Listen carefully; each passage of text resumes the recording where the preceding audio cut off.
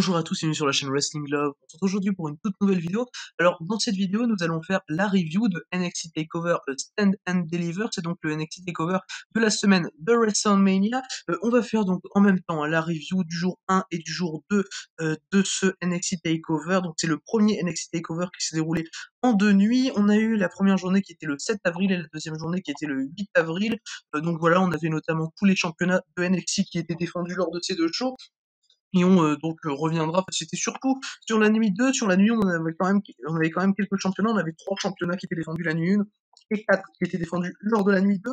Alors donc on va commencer la review de ce NXT TakeOver Stand and Deliver, on commencera par la journée 1, et donc le kick-off où on avait un match entre Zoe Stark et Toni Storm.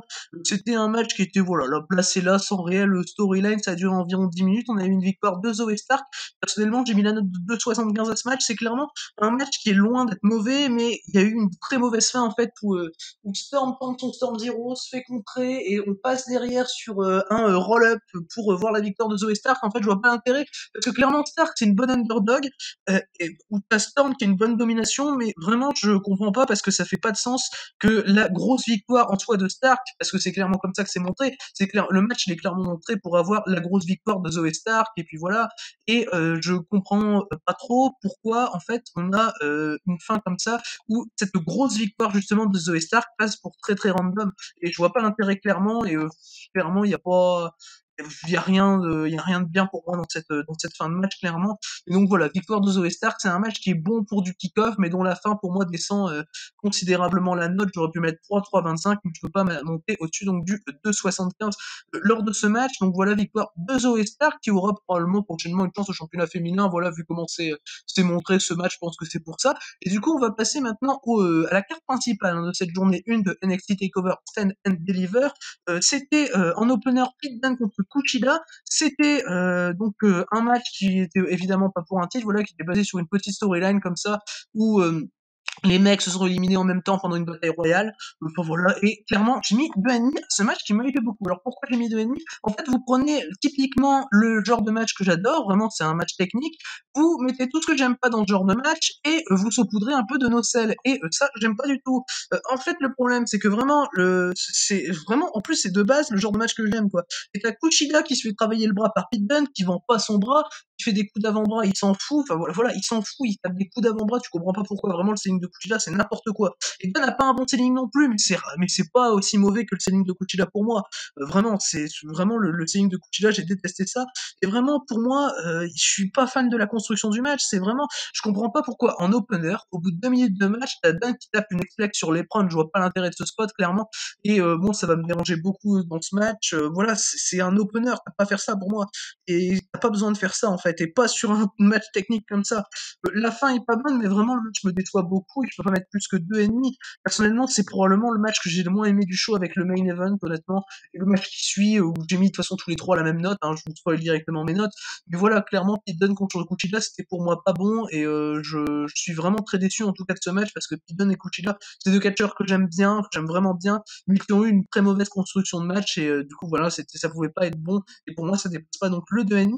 On va maintenant passer du coup après ce match remporté, je l'ai pas dit, mais remporté par Pete Dunne en un peu plus de 10 minutes. On va passer maintenant au match pour déterminer le challenger au championnat nord-américain de Johnny Gargano. Donc c'était un gauntlet match où le vainqueur de ce match allait challenger Johnny Gargano lors de la deuxième journée pour le championnat nord-américain. Alors dans ce gauntlet, nous avions Bronson Reed, Cameron Grimes, Dexter Lumis, Isaiah Swerve Scott, LA Knight et Leon Ruff, qui avaient donc gagné leur chance pour être dans ce gauntlet en étant les 6 derniers survivants d'une battle royale, et leur ordre d'entrée a été décidé justement par la fin de cette bataille royale. Donc on avait tout d'abord Isaiah Scott et Leon Ruff qui sont arrivés. Alors moi personnellement, c'est quelque chose qui m'a un peu saoulé déjà directement au bout de 30 secondes de match, c'est que t'as Isaiah Scott quand il fait son entrée, il a déjà préalablement tabassé Leon Ruff, du coup il arrive, t'as Leon Ruff qui est au sol et t'as Scott qui arrive derrière lui, et enfin voilà, et t'as Scott donc qui est super dans son rôle, qui est un bon heal et tout, et puis tu as Leon Ruff qui d'un seul coup se met à faire des move high fly à l'extérieur du ring 30 secondes après, quoi, et qui scelle rien du tout. Et Leon Ruff, je le comprends pas dans son selling, vraiment, il y a rien qui va. Pour moi, le match est pas dégueu, mais je lui mets 2,5 parce qu'encore une fois, la construction est pour moi mauvaise. Le character work de Dexter Lumis m'a vraiment pas plu. Bon, heureusement, il a été éliminé assez rapidement après son arrivée. pour le coup, voilà, ça encore, ça va. C'est LA Knight d'ailleurs qui l'élimine, donc j'ai bien aimé que ce soit lui qui ait le spot. Et puis t'as aussi un storytelling pendant le match où t'as Cameron Grimes qui passe de l'argent à Isaiah Scott pour se faire une entente et tout. Et au final, t'as Isaiah Scott qui élimine Cameron Grimes, et puis du coup t'as Cameron Grimes qui passe pour un con et ça m'a saoulé. Et voilà, je suis pas fan de ça du tout, vraiment. Scott qui et puis Scott aussi qui a pas été le meilleur dans son selling, hein, on va pas se mentir. Hein, sur la fin entre Bronson Reed et Isaiah Scott, c'est pas le pays du selling. Donc voilà, c'est très très compliqué selon moi sur la fin ce gauntlet.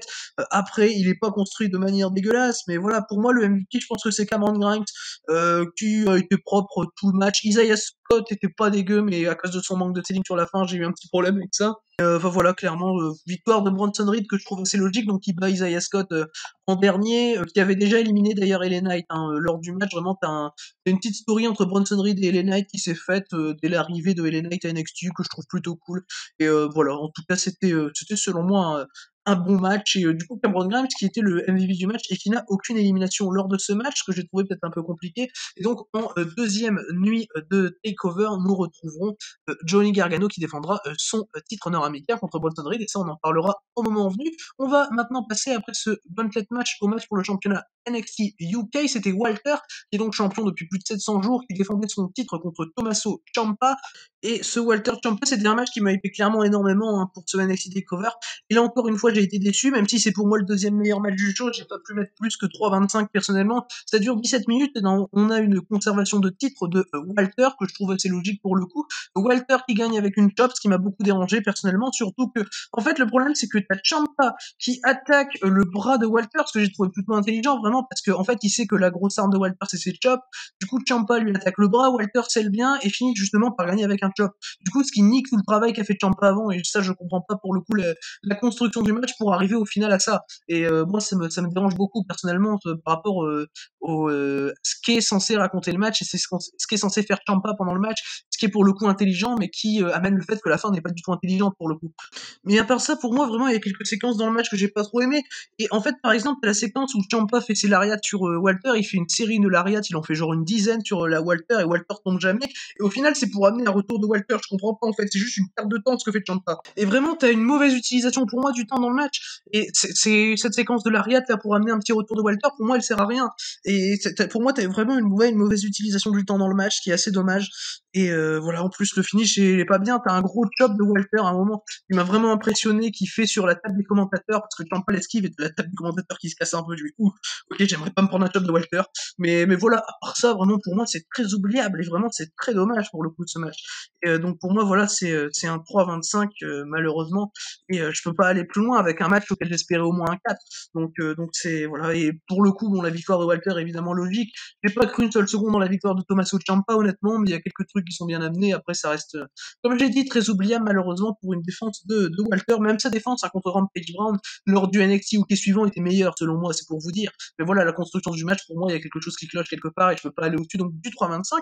Et du coup, voilà pour ce troisième match hein, de la carte principale. On va pouvoir maintenant passer au match pour les championnats par équipe. Les matchs pour les championnats par équipe, c'était un freeway tag team match avec donc MSK, Nash Carter et Wesley qui affrontaient les Legado del Fantasma, Raul Mendoza et Joaquin Wilde, et qui affrontaient aussi les Grizzlies Young Veterans, James Drake et Zach Gibson. Et donc ce match de championnat par équipe, personnellement, j'ai trouvé que c'était le meilleur match du show. C'est le match qui pour moi sauve le show. Hein, vous avez vu clairement mes notes sur ce show sont clairement pas folles. Et voilà, pour moi c'est ce match par équipe qui sauve le show. Ça dure 15 minutes, mais c'est vraiment du très bon catch. Victoire de MSK qui est très logique. Vraiment, ça s'arrête pas. C'est vraiment le genre de spotfest qui est bien fait. Je suis pas fan de spotfest de base, mais celui-là c'est vraiment celui qui est bien construit, bien fait, intelligent, avec des bons contres, de la logique, une bonne répartition des dominations, et clairement il y a quelques moments que j'ai vraiment plu, surtout avec JYV et MSK, puisque t'as par exemple JYV qui veut faire un gros spot sur MSK avec un dive, une prise par équipe à l'extérieur du ring, et puis du coup tu as MSK, enfin surtout Nash Carter qui arrive à le contrer, et en fait c'était MSK avait subi ce spot à NXT Takeover Vengeance Day. Du coup tu sens qu'ils ont appris de leur grosse erreur, et même s'ils avaient gagné à Takeover Vengeance Day, bah voilà, tu sens qu'ils ont appris et qu'ils ont réussi à contrer maintenant le move de JYV qui s'était pris et qui est pour le coup un move qui fait pas du bien hein, parce que bah, c'est à l'extérieur du ring et le mec fait un t'as Zach Gibson qui veut faire un dive sur James Drake qui porte Wesley et pour le faire tomber derrière et enfin voilà quoi, c'est pas ça fait pas du bien.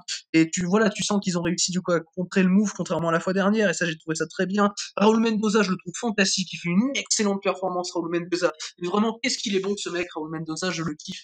Il fait une excellente performance lors de ce match, c'est pour moi l'un des MVP du match avec Wesley parce que Wesley clairement il a des séquences, le mec il s'arrête pas, il est bon putain Wesley. Qu'est-ce qu'il est bon ce con. Wesley fait une super perf encore une fois. Vraiment, c'est les Rascals de toute façon, bah du coup MSK pour moi de toute façon une très bonne équipe. Hein. De toute façon ça y a pas débat à dire.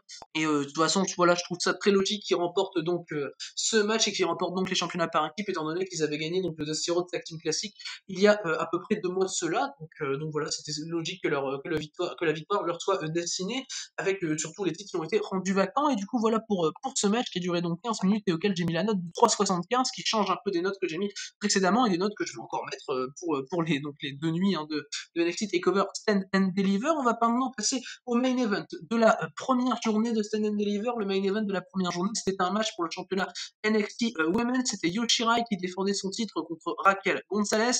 Et donc ce match, il a duré 13 minutes. Donc voilà, un main event qui dure 13 minutes. Tout est logique dans la construction de carte de NXT. Un main event qui est le deuxième match le plus court du show. Tout va bien, tout voilà. Non, non, non, moi je dis non. Pourquoi le main event, c'est le deuxième match le plus court de ton show? Qui plus est le plus gros show de l'année, enfin la moitié du coup du plus gros show de l'année, vu qu'il est divisé en 2 jours. Mais bon, il y a un moment, faut s'arrêter quoi. C'est pour moi non. Le main event d'un show, ça doit pas être le deuxième match le plus court. Pour moi, il y a déjà un gros problème sur ça.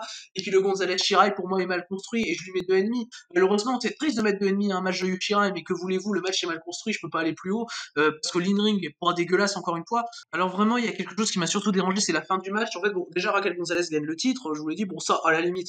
Mais le problème, c'est qu'en fait, la fin du match, c'est Gonzalez qui se dégage. Alors, elle se prend un gros bump à l'extérieur du ring où Io Shirai saute du haut du crâne de décoration qui était très haut et saute sur Raquel Gonzalez, la ramène dans le ring, fait son moonsault, donc sa prise de finition dont personne ne se dégage, enfin voilà, que personne ne peut se dégager de son moonsault. Gonzalez se dégage, et puis derrière, c'est pour amener une domination de Gonzalez, t'as un retour de Gonzalez 15 secondes après, et t'as la fin du match, et puis Gonzalez remporte le titre. Et je déteste hein, la séquence de finish. Shirai, on dirait une idiote hein, dans cette séquence de finish, il m'a vraiment saoulé. Vraiment, Gonzalez qui vend pas bien, qui revient 10 secondes après, ça pris des grosses prises, enfin voilà.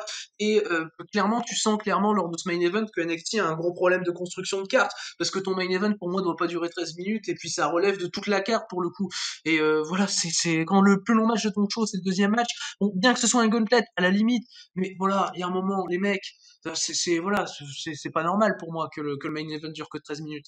Et donc bah voilà quoi pour ce match, pour ce Yoshira et Raquel Gonzalez, donc qui a duré 13 minutes et qui est bon clairement t'as du bon in-ring hein, mais pour moi la construction va pas et donc je peux pas mettre plus que la note de 2,5, c'est le match que j'ai le moins aimé du show avec les 2 premiers matchs, donc ce qui est pour même dommage pour un main event d'être le match que j'ai le moins aimé du show. Et donc du coup hein, voilà pour ce main event, voilà pour cette nuit là, de NXT TakeOver Stand and Deliver 2021. On va maintenant passer du coup à la nuit 2. Alors bon, je vais résumer un peu la nuit. La nuit 1, je l'ai trouvé catastrophique et encore je l'ai préféré à la nuit 2, ce qui est mal parti pour la nuit 2 donc.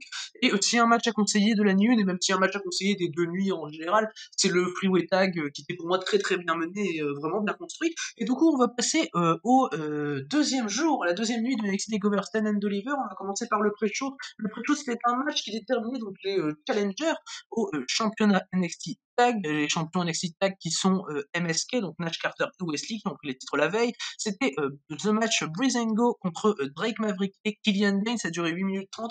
Victoire de Drake Maverick et de Killian Dane. Le match, je l'aime bien, je le trouve peut-être un peu trop long pour ce qu'il est. Après, bon, c'est un match qui est terminé challenger, donc je peux le comprendre. Moi, personnellement, j'ai mis 3 étoiles, c'était peut-être un peu meilleur que le match de la veille, parce que pour le coup, contrairement au match de la veille, j'ai bien aimé la fin. J'aime pas la gear de Tyler Breeze aussi, faut que je le dise, parce que d'habitude, je suis quelqu'un qui est absolument pas dérangé par les tenues des catcheurs, vraiment, je m'en fous. Mais la tenue de Tyler Breeze, c'était vraiment compliqué avec sa longue veste et ses grandes bottes là, oh là là, c'était vraiment compliqué la tenue de Tyler Breeze dans le match, ça m'a dérangé un peu, c'est quand même très très rare que les tenues de catcheurs me dérangent. Et mais voilà, mais le finish a été bien, et a pour moi élevé un peu la qualité du match, mais ça reste un match très random pour ce qu'il est. Donc voilà, on aura en première affiche de championnat NXT Tag Drake Maverick et Killian Dane qui challengeront les Rascals, j'allais dire bah voilà MSK quoi, du coup MSK pour leur nom NXT. Et du coup voilà pour ce pré-show qui complique un match comme la veille. On va maintenant pouvoir passer, du coup il n'y a rien de spécial à dire sur ce match de pré-show à la carte principale du deuxième jour de NXT TakeOver Stand and Deliver 2021, carte principale qui a commencé avec le ladder match d'unification pour le championnat NXT Cruiserweight. Alors là je ne comprends pas. Je ne comprends pas pourquoi déjà mettre un match en opener qui est un ladder match. Ça pour le coup j'ai un gros problème avec la construction de carte. De toute façon lors de tout le show je trouve que la carte est moins bien construite que le premier show de TakeOver Stand and Deliver. Mais donc voilà, donc on a un ladder match en opener, c'est quand même quelque chose d'assez original, et pour moi quelque chose d'assez mauvais selon moi. Et donc, bah, pour entrer un peu dans le match, j'ai pas aimé le match. Hein, voilà, ça dure 18 minutes, victoire de Santos Escobar, qui est donc le champion Cruiserweight Undisputed, enfin, voilà, et qui décroche donc les deux ceintures Cruiserweight. Bah, NXT c'est pas faire un ladder match, et ce match en était la preuve selon moi. Clairement, le début du match est pas mauvais. Vraiment, le début du match est pas mauvais. Mais le problème, c'est qu'au bout de 2 minutes de match, voilà, donc les 2 premières minutes sont bien. Au bout de 2 minutes de match, tu as Devlin qui veut placer un finisher tranquille dans un ladder match. Au bout de 2 minutes, il tente son finish. Je ne comprends pas la logique du truc, en fait. Ça m'a vraiment dérangé pour le coup. Ensuite, un spot où Escobar fout KO Devlin et derrière fait sa petite provoque, installe une ladder au lieu de monter sur une échelle toute prête en dessous des ceintures. Et ça m'a saoulé parce que derrière, Escobar se fait contrer et se fait claquer contre une échelle. Et bah, Escobar passe un peu pour un con. Ça m'a un peu saoulé, honnêtement. C'est pour laisser un retour à Devlin, ça aurait pu être mieux honnêtement. Ensuite, t'as un gros beatdown de Legado del Fantasma sur Devlin, bon à la limite une intervention, ok, sauf que Devlin revient en 30 secondes, et derrière il revient sur Escobar, il redomine, et puis tout va bien, et il fait son spot, panic fly depuis l'échelle, pas tranquille. Et t'as aussi pour moi quelques spots qui sont très mal amenés, comme le moonsault de Devlin d'une échelle sur Escobar, pour moi vraiment, vraiment, c'est dommage, hein, vraiment, parce que l'in-ring ça va corps, mais la construction du match est très mauvaise. Surtout, c'est pas du tout ce que j'attends d'un opener pour le coup, même si t'as le match de kick-off qui m'a un peu régulé avant, qui était vraiment opener pour le coup, le jeu kick-off, ça avait pas de souci avec ça. Mais voilà, clairement, pour moi, le ladder match pour le championnat Cruiserweight, c'est un 2,5. J'ai vraiment pas aimé le match, donc remporté par Santos Escobar. On va maintenant passer au championnat NXT Women's Tag, puisque Ember Moon et Shotzi Blackheart défendaient les titres contre The Way, Candice LeRae et Indy Hartwell. Ça a été la deuxième défense de titre de Moon et Blackheart. Ça a duré 10 minutes 30, victoire de Moon et Blackheart, logique. Bon, le match, je lui ai mis personnellement la note de 2,75. Je suis clairement pas fan du match. C'est très random pour un match de titre. Pour moi, ça aurait peut-être dû être l'opener, honnêtement. Voilà, j'ai pas aimé la performance d'Ember Moon. Clairement, Ember Moon, pour moi, c'est rien par rapport à ce qu'elle pouvait être avant. Que ce soit en Athena, dans l'Indie US, en, euh, ou bien à NXT un peu après, quand elle était pas blessée du coup, puisqu'elle s'est blessée quand elle est arrivée dans le main roster, qu'elle a challengé Bayley, et après on l'a plus vue pendant un an, et elle est revenue à NXT, et là elle fait pour moi des mauvaises performances en ce moment, et voilà, encore une fois le match est pas dégueulasse, mais ça m'a pas intéressé. T'as Ember Moon en plein match, elle fait un suck hit, D-Generation X, tout va bien, et je comprends pas pourquoi. Voilà, ça m'a un peu saoulé également, mais le match est pas dégueu, ça reste un 2,75 et pas plus pour moi. C'est le troisième meilleur match du show, sans compter le kick-off évidemment. Du coup, c'est le quatrième meilleur match du show en comptant le kick-off selon moi. Et donc, conservation assez logique de Moon et de Blackheart. Et surtout, Indy Hartwell n'était pas aussi dégueulasse qu'elle pouvait l'être dans certains matchs de Weekly. Donc, ce qui m'a peut-être un peu plu également. Et du coup, voilà pour ce match remporté en 10 minutes 30 par Moon et Blackheart qui conserve les titres NXT Women's Tag. On va maintenant pouvoir passer au troisième match de la carte principale. Le troisième match de la carte principale, c'était le match donc pour le titre nord-américain. On avait Johnny Gargano qui défendait son titre contre le vainqueur du Gauntlet Eliminator de la veille, le vainqueur du Gauntlet qui était Bronson Reed. Et donc Gargano Reed, ça a duré 16 minutes 30. On a eu une victoire de Johnny Gargano qui a donc conservé assez logiquement son titre nord-américain. Et ce match, personnellement, je l'ai bien aimé. C'est mon match préféré du show. Je lui ai mis 3,25. J'ai failli mettre 3,5 honnêtement. Donc, comme j'ai dit, la conservation de Johnny Gargano est selon moi logique. Il y a clairement quelques bons spots dans le match, même si Reed n'est pas parfait en termes de selling. Il est un peu green, hein, Bronson Reed, dans quelques séquences. Mais voilà, le finish est très cool selon moi. Voilà, pour moi, il est pas tellement bien amené, mais il fait vraiment le taf pour un match de milieu de carte. Et il a rien d'incroyable, mais il a rien de mauvais selon moi, le finish du Gargano Reed. Gargano fait une très bonne performance selon moi, voilà. Et carry selon moi le match, hein, clairement. Pour moi, c'est une bonne défense pour le règne de Johnny Gargano. Une bonne défense de milieu de terme de TakeOver selon moi, qui était vraiment efficace, même si j'ai trouvé le match un peu trop long pour ce qu'il était. La fin m'a fait remonter à 3,25 et limite 3,5. Hein, clairement, c'est mon deuxième match préféré des 2 jours réunis, ce Gargano contre Bronson Reed. Quand t'as 2 jours de TakeOver et que ton deuxième match préféré est à 3,25, c'est quand même assez compliqué. mais voilà, ça restait bien fait selon moi, bien construit, et le seul défaut c'est peut-être la longueur du match, et du coup j'ai peut-être mis 3,25 au lieu de 3,5, mais même à ça je suis assez proche du 3,5 honnêtement, et voilà, ça reste vraiment une très bonne défense pour Johnny Gargano, selon moi, vraiment, même si Gargano fait pas une incroyable performance, ça reste un match qui est assez cool à voir, en tout cas selon moi, et c'est clairement le match que je conseille de cette deuxième nuit de NXT TakeOver Stand and Deliver 2021. On va maintenant passer après ce match, donc remporté par Johnny Gargano, qui a conservé le titre nord-américain, au quatrième match du show, au pré-main event du show, qui aurait dû selon moi être le main event. C'était Finn Balor qui défendait son championnat NXT contre Karrion Kross qui avait dû abandonner le titre NXT quand il l'avait remporté, il avait dû l'abandonner la veille, le lendemain suite à une blessure. Donc voilà, et du coup il avait depuis sa première chance au titre NXT depuis qu'il l'avait perdu, et Finn Balor qui avait un long règne, qui avait remporté ce titre en septembre en termes d'un match avec Adam Cole. Qui est résulté d'un Iron Man match d'ailleurs, et ce match il a duré 17 minutes pour le championnat NXT, c'était pas le main event. On était pour ton titre majeur et t'as fait un changement de titre. Je ne comprends pas. Pourquoi tu fais un changement de titre majeur même pas en main event. Ça, vraiment, je peux pas comprendre. C'est le titre le plus important de la brand. Bon, et voilà. Et même si le main event dure 40 minutes, tu faisais durer le Kyle O'Reilly bien moins longtemps, parce qu'il aurait pu, et on va en parler tout à l'heure, et tu faisais durer celui-là peut-être 3-4 minutes de plus, et puis voilà. Mais pour moi, et tu mettais en main event, et puis titre NXT, c'est logique que ce soit en main event, surtout pour un changement de titre. Et clairement, ce Balor Cross, il est pas dégueulasse, il y a quelques bonnes séquences, il y a un gros double footstomp de la part de Balor sur Karrion Kross que j'ai vraiment bien aimé. Et voilà, après, Cross, c'est pas une performance dégueulasse, son selling, je l'aime pas du tout.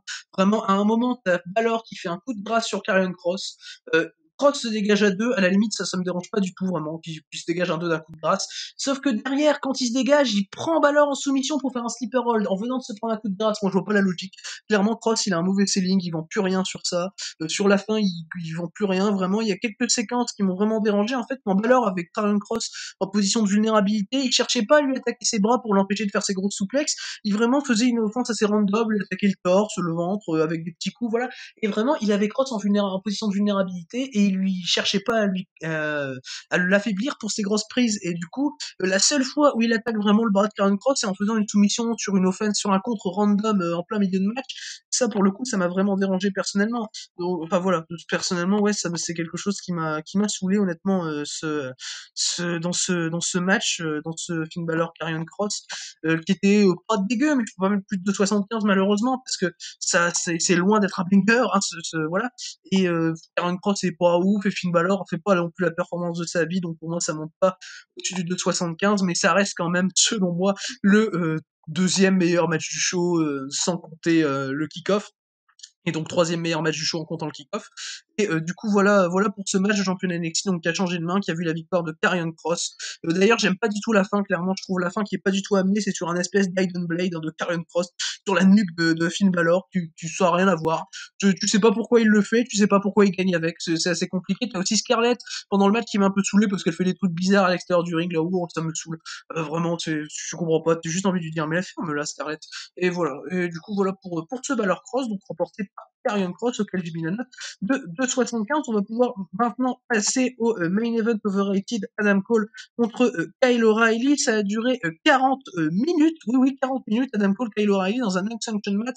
D'ailleurs, c'est pas logique selon moi que ce soit le main event, car c'est le seul match de la carte qui n'est pas pour un titre, et ça se retrouve en main event en faisant passer tous les matchs de titre avant, ce que je comprends pas, pourquoi, en fait. Et Kyle O'Reilly a fini par battre Adam Cole au terme d'une fin de merde après 40 minutes, donc 40 minutes pour faire une fin de merde, c'est quand même assez fort. Voilà, pour moi, j'ai trouvé le match très très long pour rien. Ils auraient pu faire la chose en 25 minutes selon moi. Le début du match est pas dégueu. La stipulation est selon moi bien utilisée, mais t'as vraiment les gros spots qui sont pas buildés malheureusement. T'as le Spinebuster d'Adam Cole sur Kyle O'Reilly à travers la rampe d'entrée qui m'a saoulé. C'est vraiment le genre de truc. Derrière avec les Holy Shit, This is Awesome et tout qui me saoule. Oh, c'est le genre de truc qui me saoule dans les matchs comme ça, les trucs avec le faux public qui gueule This is Awesome.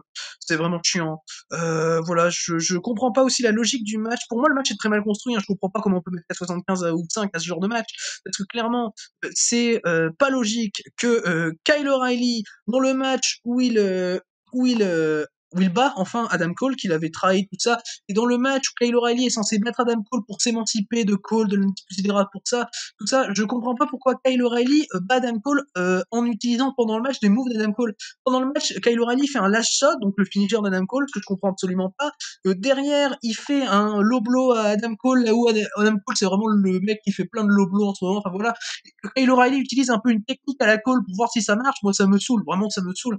Et je comprends pas la logique de la chose, en fait. Et que Kyle O'Reilly cherche à s'émanciper d'Adam Cole et fasse des moves d'Adam Cole, pour le coup, il y a pas de logique, en fait. C'est ça le problème. Et voilà, c'est le mec reste un peu sur ce que fait Adam Cole et en voulant s'émanciper, tu comprends pas. En fait, sur le match où Kyle O'Reilly bat enfin Adam Cole, il y a pas de logique selon moi. Et ça, c'est un gros problème dans ce match parce que la construction est clairement pas ouf. Et pourtant, l'in-ring du match est pas dégueu. Mais ils auraient pu le faire en 25 minutes, le truc. Non mais laisse tomber, quoi. C'est wow. Je me suis emmerdé vraiment, vraiment violemment sur la fin. Vraiment, je me suis vraiment fait chier parce que le storytelling est pas dégueu en soi, mais mal construit. C'est ça le problème. Je comprends l'idée du match, mais pour moi, elle est mal faite, l'idée, en fait. Je comprends l'idée. L'idée est bonne, mais c'est mal fait. Voilà, c'est vraiment pour moi ce Adam Cole contre Kyle O'Reilly, il est vraiment pas bon en fait. Et du coup, je mets que 2,5, un match de 40 minutes. Je sais pas si vous imaginez 2,5 pour 40 minutes. C'est quand même assez compliqué. Et c'est honnêtement le match que j'ai le moins aimé du show avec le Escobar Devlin. Clairement, ça y a aucun souci sur ça. Et donc victoire de Kyle O'Reilly avec une fin qui était selon moi pas du tout amenée malheureusement, clairement ce qui est vraiment déplorable. Et bon, ben, un très mauvais main event de NXT Takeover pour le coup. Je sais qu'il a été adoré, détesté par certaines personnes. Moi, j'ai détesté. Enfin, pour le coup, voilà, je suis parti du peu de gens qui ont détesté ce match parce que je sais quand même qu'il a été adoré par beaucoup, beaucoup de monde. Mais voilà, je conseille vraiment pas du tout ce match qui est vraiment long pour rien et chiant et mal construit. Tu vois, par exemple, pendant le match, Adam Cole qui veut faire un last shot sur Kyle O'Reilly qui s'effondre avant bah, voilà, parce qu'il est trop mort et tout, il peut même pas tenir à genoux pour se prendre le last shot. Et du coup, Cole le remet, veut faire son last shot, et sauf que Kyle O'Reilly le compte derrière, donc il passe de mec complètement mort à mec tout va bien, je fais une soumission, bam, je te compte ton finisher, ouah. Et non, non, non, mec, non, tu sais le mal, non, il y a un moment, faut s'arrêter. J'ai trouvé ce spot vraiment mauvais, et c'est un des pires spots du match selon moi, qui m'a vraiment dérangé. Et tous les gros spots du match étaient selon moi mal amenés, donc c'est quand même assez compliqué. Et du coup, donc voilà, pour ce main event de NXT TakeOver, donc remporté par Kyle O'Reilly, heureusement que Kyle O'Reilly a remporté le match, parce que vraiment faire gagner le Trover Puchet d'Adam Cole dans le main event de ton plus gros show de l'année, ça m'aurait vraiment saoulé, surtout que tu l'as mis en main event alors que c'est même pas un match pour un titre, ce que je comprends toujours pas, sachant qu'il y a eu en plus, il y a eu un changement de titre majeur durant le show, que ça n'ait pas été mis en main event. Et voilà, bon, ça en 25 minutes, ça serait peut-être un peu mieux passé chez moi en tout cas, mais 40 minutes pour rien, donc ça ne passe pas chez moi, je vois la construction, désolé, je vois la mauvaise construction. Et du coup, voilà pour ce match, Kyle O'Reilly contre Adam Cole, voilà donc pour ce jour 2 hein, de NXT TakeOver Stand and Deliver, show que j'ai vraiment détesté comparé même à la nuit 1 que j'avais pas aimé non plus. Mais vraiment, pour moi, la nuit 2 est encore pire que la nuit 1, et s'il y a quelque chose à conseiller de la nuit 2, c'est clairement la seule chose à conseiller, c'est le Gargano Bronson Reed, et du coup, bah voilà, qui était quand même très très bien comparé au reste de la carte. Peut-être le Balor Karrion Cross, mais vraiment, vraiment, si vous avez pas le temps, matez-le pas en semaine de WrestleMania, il y a clairement mieux à mater. Et du coup, voilà, hein, pour cette review de NXT TakeOver Stand and Deliver 2021, on a donc reviewé le jour 1 et le jour 2. Merci à vous d'avoir écouté cette vidéo, et du coup, d'ici les prochaines vidéos, je vous dis à la prochaine.